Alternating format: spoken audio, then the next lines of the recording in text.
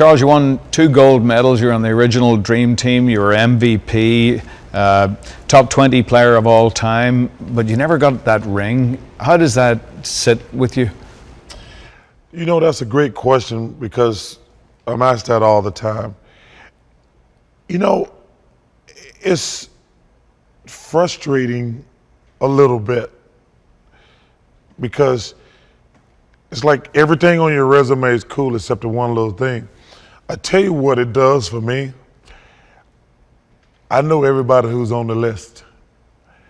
You know, I root for those guys. You know, like it's during the finals, there's 3 guys who I'm rooting for. And unfortunately, somebody's gonna lose. I root for Dirk and Jason Kidd, and I root for LeBron. I got great respect for all 3 of those guys. I want them to get off the list because, you know, I always rooted for Colin Montgomery. Yeah. I wanted him to get off the list. Yep. Now I root for Lee Westwood. You know, because all these guys are great, great players, but it's like I know what sport that I'm watching, and I know every time when the list is gonna come on. You know, I know when the Super Bowl come on, they're gonna put the list up. It's gonna be Dan Marino, Donovan McNabb, Warren Moon, Jim Kelly. I know in the NBA, it's gonna be Charles Barkley, John Stockton, Karl Malone, Elgin Baylor, Patrick Ewing, and I feel for those guys because I'm one of them. Yeah, so I mean, there's an essential kindness there. It's kind of a backhanded compliment. Yeah. Because they never asked the guy, you never asked the 50th ranked player in the world about him not winning a major. You know, people throw the championship thing in my face. I have to live with that. But when I look in the mirror, I think people can say, you know what? There's a lot of guys out here stealing money. That guy ain't one of them. Yeah. He gave me my money's worth. Because, Dave, and you know this, there's a lot of guys stealing money in pro sports. Yeah, that's for sure. I feel bad for the game because it's an honor and a privilege to play pro sports. It's an honor and a privilege. And nobody can say to me, you know, they can say I didn't win a championship, but ain't nobody ever can say I ever stole money. And that means a great deal to me. Who's the greatest winner in basketball?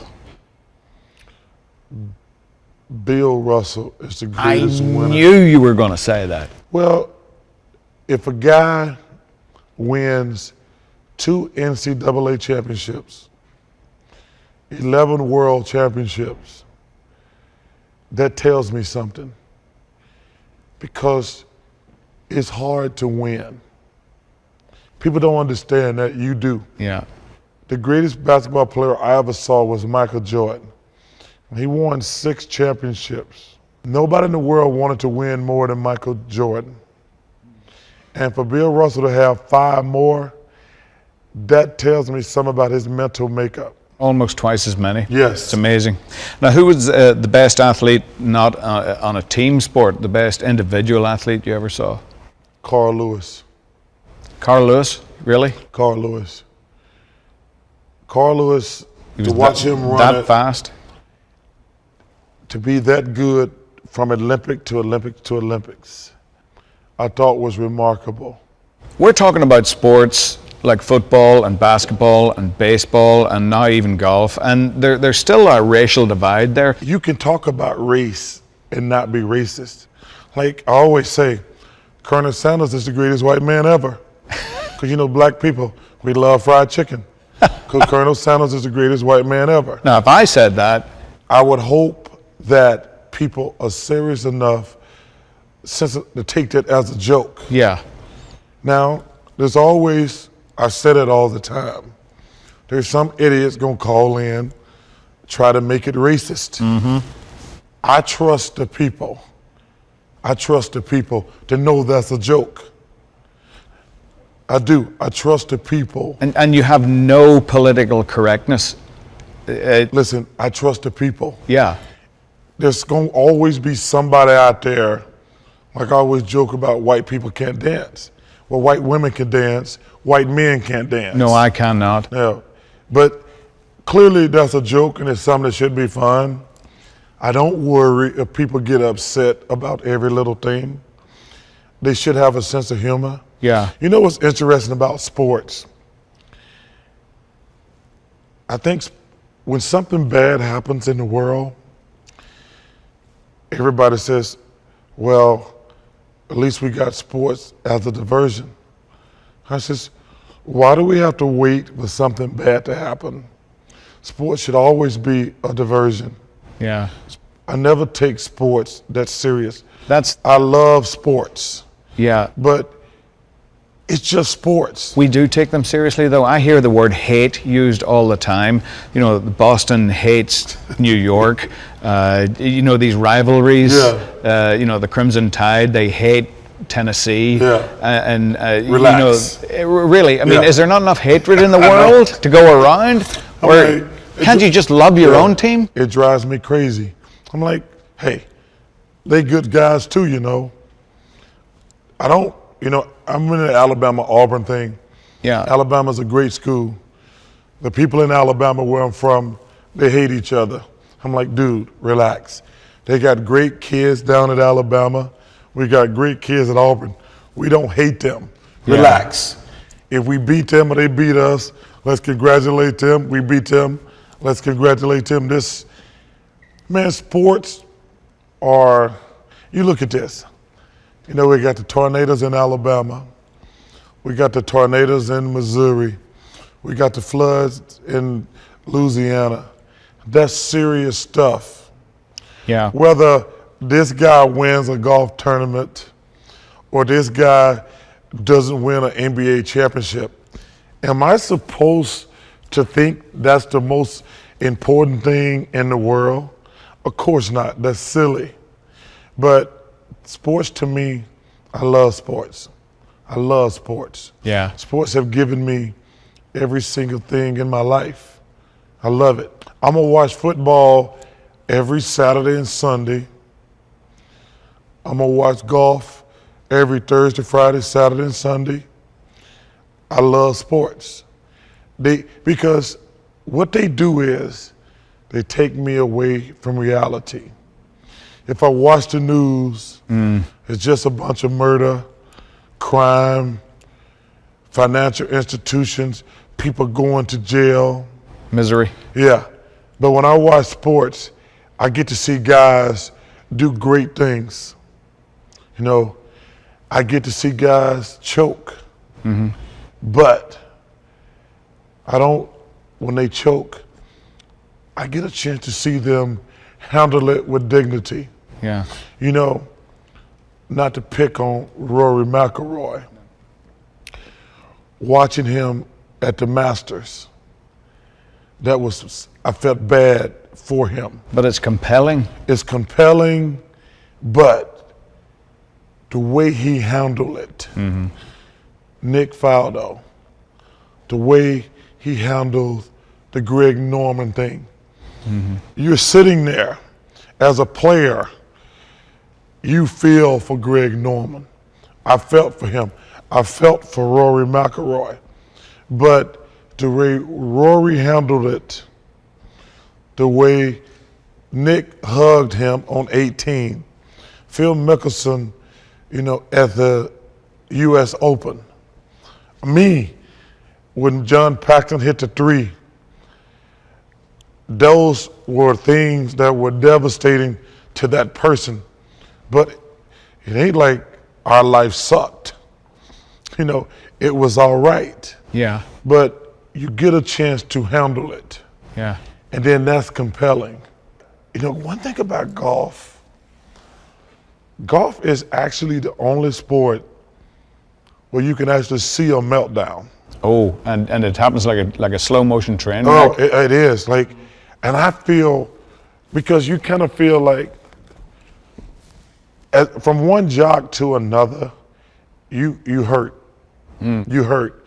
And I could imagine you walking in the train wreck. At least, like, I feel bad. Like the last one is probably Rory. And you're sitting there as a guy who loves sports, who's played sports, and you're like, man, I feel so bad. I feel so bad. And there's nothing you can do. Everybody's watching. And you're like, man, ain't nowhere you can hide. No, you're surrounded by tens of thousands of people, and it's the loneliest place in the world. And the thing is, the one thing that people, I try to always tell them, you know, most of the fans, like, felt for that kid. But there's a couple of them who be shouting stuff, and you have to try so hard. It's hard to be in the moment and like ignore a couple jerks, because the other fans are like, they do actually genuinely feel bad for you. But if you got a couple guys out there screaming stuff, man, it's tough. Yeah, and you're not allowed to shoot them. And I know. Yeah. You know, I always joke on the show. They said if I was commissioner, what would I do? I says, I'd have a rule once a game that you get to go pick somebody out the stands, bring them down to half court, and says, now say that right here, and beat the hell out of them. I feel like if I was commissioner for a day, you get to pick one fan a game and says, okay, come down here to half court. Now say what you just said to me. And I would love that rule. That would do. It'd be a great number. You know, that's what TV's about. Just doing a better number. And you know, in golf probably, you know, them guys would love that. Oh yeah. Because one thing about golf, people like their player, and they'll shout stuff at another player in a minute. Yeah. I've seen Amy Mickelson with an umbrella, and some idiot has said something about Phil or whatever, and she's just giving the like that. You know, yeah, they taking do. the ribs. I want to see great golf. You know, I would never yell at another guy who hit a bad shot. I think we've gotten to the point, because of television, people don't know how great these guys are. You know, I play with a lot of guys who are good golfers, and they'll ask me if I played against Tiger Woods or Phil Mickelson, Jeff Ogilvy, Luke Donald, Lee Westwood, if I played against them 100 times, how many times would they beat me? And I said, well, let me think about this a second. I said, they beat you 100 times. 101 maybe? Yeah, but you know, people don't appreciate how great guys on the nationwide tour. Oh yeah. You know, these guys are unbelievable. Oh, they can win on the regular tour if they get a start. You know, and I tell you what people don't understand is there's always 10 guys who probably better than everybody else. But there's another 90 guys that are all just who are great, great players who a putt here or there separate those guys. But people watch sports and you're like, oh, it's 126 guys who get their tour card every year, 125. Yeah. I say all 125 of those guys are great players, and there's probably another 50 and another bunch of guys on the nationwide tour who are unbelievable. Yeah, it's harder and harder to play, and that's another interesting point. You know, if I look at golfers, there's always the tendency to think that, well, you know, it was harder when I played. You know, I played with a wooden driver and a balata ball, and you know, the wind blew harder and the hole was smaller, and you know, that kind of thing. You know, if you look at, say, Larry Bird's Celtics and look at the Celtics today, the players are just bigger, they're faster, they're stronger, they pass the ball quicker, they're just better than they were. You know, you see these guys, they got such great bodies, they take much better care of themselves. Are they the best athletes in the world in any sport? I mean, they look like they are. Well, close to it. I think they're the biggest, but boxers and hockey players are in the conversation. And dancers? No dancers. Ballet dancers? No, stop that. Really? Stop that. No, I'm not talking about Dancing with the Stars I'm not here. talking about that either. But don't put ballet dancers. Now, football players are the biggest, strongest, and the craziest. Yeah. But basketball players, these guys, they got great. Like LeBron James. We always in sports want to compare people. There's never been a guy like LeBron James. We've never had a guy who was 6'8", 260, no fat, with just a perfect body. Yeah. I mean, just a marvelous specimen. Amazing. And yet you played center, right? Power forward. Power forward. Yeah. But they're all what, 6'8", 6'9" now? Yes. What were you, 6'5"? Yes. A player like that couldn't do that now, could they? I think it would be more difficult because the players have gotten bigger. Like I say, I played in the 80s and 90s, and the guys, like I say, they're just bigger, stronger, faster. It's very difficult for little guys to play now. And there were more skinny white men in bad shorts as well? There was everybody was skinny in bad shorts, tight shorts, But not only were the shorts bad, you go back and look at some of the clothing we wore, it was bad also. Oh, yeah, I know. And I know if I went back and got some pictures of you in your day, you had some bad outfit. Oh, yeah. Because golf, that was actually one of the things about golf that used to be uncool to wardrobes. But now, Ian Poulter, Tiger, those guys. Ricky Fowler. Oh, my God. Oh, Ricky Fowler. Yeah. Well, that's pushing the envelope a little bit. Yeah, he's destroyed Syracuse. Yeah, completely. Yeah. But I love that flair. I love the swagger. Yeah.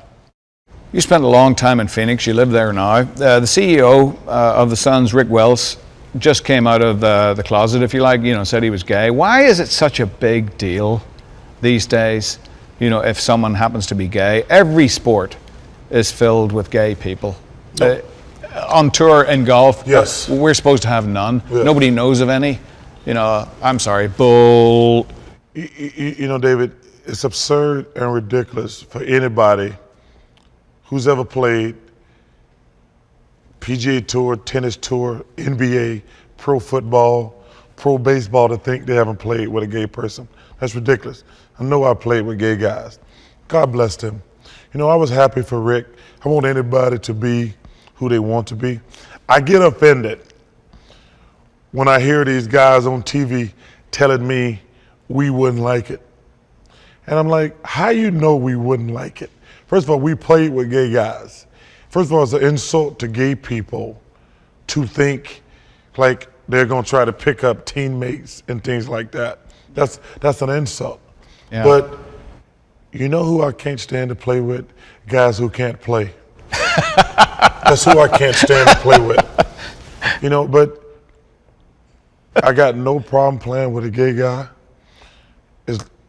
It offends me when people say the guys wouldn't like it. Because let me tell you something. We know guys in other sports who play with them. Guys don't care. The one thing that I've always liked about sports, being from the South, being from Alabama, race has always been a big issue. And I told people, one of the reasons I've always loved sports, race, religion never matters in sports when you're on a team. Mm-hmm. Now, it might matter to some of the fans, but I can tell you this, high school, college, man, when guys make trades, different ethnic groups come in, different religion, guys never care. They just want to know if the guy can play or not, because all guys just want to win, period. Yeah, they love to win. I grew up against a background of religious violence, and in Northern Ireland in the 60s and 70s, it was a war zone, and I figured out fairly early that there's enough hate in the world. Yeah. There's enough hate to go around. So if you get two people who love each other, no matter what they are or what, religion or gender or whatever, the best we can do is just leave them alone. No? Well,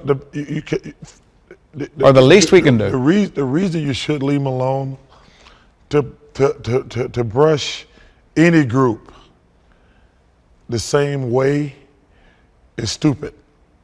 There's bad in every group. I know now when a player do something wrong, I got to hear about it a lot. But these players in every sport, they do so much for charity. They do so much good. They're not gonna follow that story. But if one guy do something bad, that makes news. That's gonna make news for a long time. But these guys do more good than bad. You know, you're the best at explaining basketball in layman's terms. You know, a lot of people sort of talk down. I feel like they talk down to me. I don't understand it. You know, was the game always that simple to you? Or did you learn more after you quit playing? Well, great question. I think that it's two groups. There's people who love basketball, and there's a regular fan. To build an audience, I think you want that other audience to come to you. Yeah. So the number one thing is the basketball fans, they're going to be there. You're trying to get non-basketball fans. So you can't X and O people to death. You know, I think that's one mistake that a lot of guys make. Like, listen, the regular basketball fans, they understand X's and O's. But the people who you really trying to come in to build your audience, I try to make it as simple as possible for them. Because them the people you're really trying to reach. I don't ever, and I know, you know, people say, what's the toughest thing about your job? Criticizing players. Yeah. Because I've been in their shoes. They don't want to have a bad game. They don't want to hit a bad shot. But if they have a bad game, I'm not going to get on TV like an idiot and say they had a good game. And you would look like an idiot if a guy shanks one or duck hooks one into the water and you get on TV and said, well, it wasn't that bad of a shot. Yeah. The players are so sensitive today. Yeah, they can be. They are very sensitive, but my obligation, number one, you got to do your job. But the fan just saw that duck hook into the creek. You can't say that wasn't that bad of a shot because you lose all your credibility. Yeah. Yeah, exactly. Yeah. And if somebody else says it on the broadcast, because we work in teams, at times that really puts you in an awkward situation, because if you don't disagree with them, you look like a moron as well. That's exactly right. Yeah. But I wish the players weren't as sensitive, because we're rooting for them. Yeah. You know, I don't want them to get booed. Well, that's human nature. Yeah, I don't want them to get booed. I want them to do well. Like I said, you asked me the question earlier. Man, I'm not going to cry about it. I'm not broken up about not winning a championship. You know, because I got it pretty good. As I tell these guys, I won. You know, the key to life is at the end of the day, can you say you won? I won. But when I'm sitting there watching these guys, you know, I root. Like a couple years ago, I was rooting for Kenny Perry to get a major. You know, because I don't want him to be on my list. You know, I'm gonna be rooting for Lee Westwood. You know, I'm rooting for Sergio, because I know the guys who are on the list. Yeah. You know, people like, well, Luke Donald, is he true number one because he hasn't won a major? He gonna have to answer that question every tournament. Dude, let's talk about something important and significant. Like, but they don't want to do that.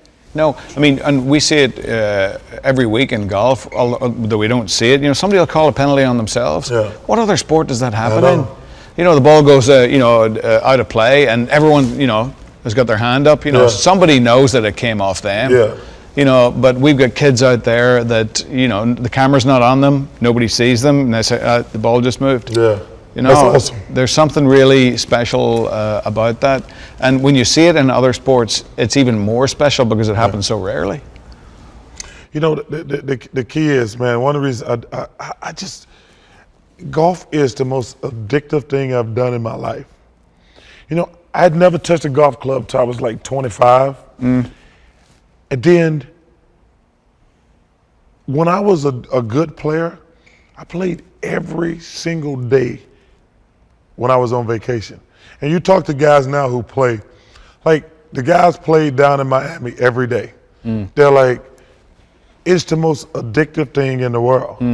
And even basketball that's given me everything in my life, there are days I says, I don't want to touch a basketball. Yeah. But golf, and I think, you know, the camaraderie's got a lot to do with it.